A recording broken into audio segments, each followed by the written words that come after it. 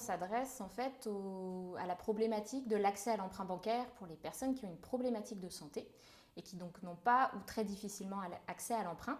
Donc là, en ce moment, en fait, on est sur une phase d'étude sinistralité. On travaille en partenariat avec des compagnies d'assurance.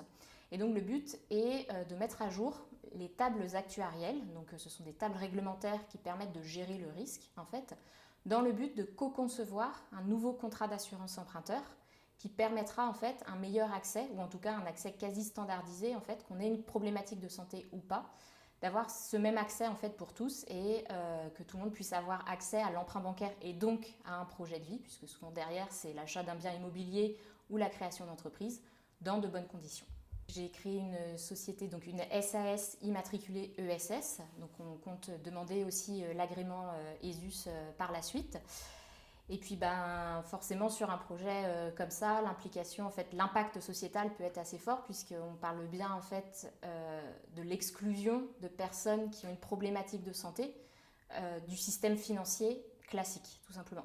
Donc on s'adresse aux personnes qui ont une problématique de santé, on ne parle pas que de handicap ou de maladie, ça peut être beaucoup plus large que ça va de la prothèse de hanche jusqu'au cancer en passant par le diabète, mais c'est juste qu'aujourd'hui en France, malheureusement, une problématique de santé peut remettre en question l'accès au système bancaire traditionnel. Donc le but, c'est de compenser justement cette injustice.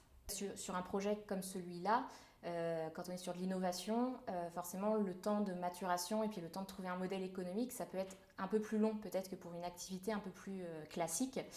Et donc il fallait financer cette première étape. Donc là, j'ai été chercher France Active Bretagne qui a cofinancé l'étude d'action avec des fondations et des collectivités territoriales.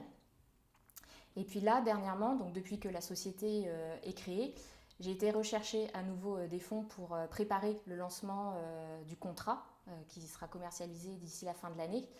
Et donc là, je suis un petit peu plus sur des financements classiques, je suis sur de l'emprunt bancaire classique. Je suis aussi suivie par la région Bretagne, avec laquelle j'ai eu le droit à une avance remboursable, fléchée innovation sociale.